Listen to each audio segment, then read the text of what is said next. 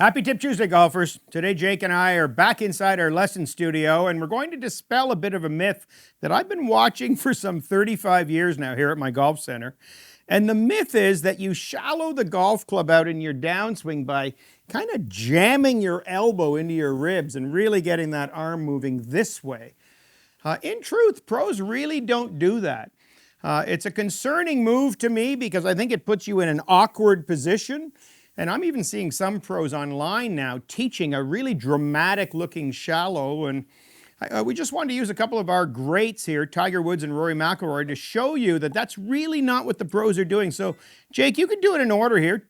Let's have a look at both players and explain what they really do to start their downswings. Yeah, so let's start with Tiger. So we just wanted to explain a little bit about how the shallowing move is supposed to occur. So there's two major moves in the golf swing. Number one, the lower body is going to post up and bump towards the target as he starts his unwind. So he leads from the ground up, shifting his weight forward using his hips and turning them open. The other move is, as that occurs, his hands are starting to swing down his chest while his hips move forward. So that gets everything working in sync towards the golf ball and naturally shallows the club.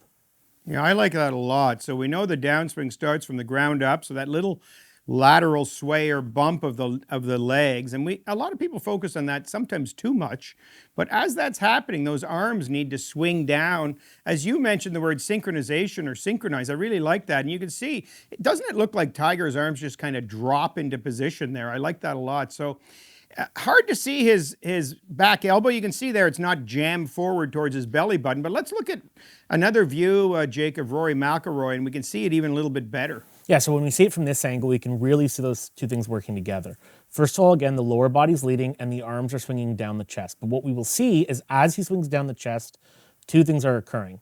Number one, the elbow is moving towards the hip, but he's not turning it in like you were demonstrating before and really kicking it in there. What he's doing is he's allowing the lower arm to move closer to his body, close the gap between his rib and his elbow by having them swing down and then around his body. It's not that internal turn in that people are using that's exaggerating that shallowing effect. That's funny. I can hear the anxiousness in your voice because we see that so often, that elbow just moving forward so much. You're exactly right, Jake. The body kind of clears the way a little bit by bumping onto the front foot as those arms swing down. And there is a connection. I like talking about a connection between the trailing elbow and the trailing hip bone there. But you just don't want to jam those arms and you end up with a very angled, awkward position. It's not going to help you. Next time you're practicing, it's great to have a proper downswing in sequence. Just don't exaggerate that arm-elbow thing, and I think you'll hit better shots. Thanks for watching, golfers. Like this tip, subscribe, and check out all of our other tips.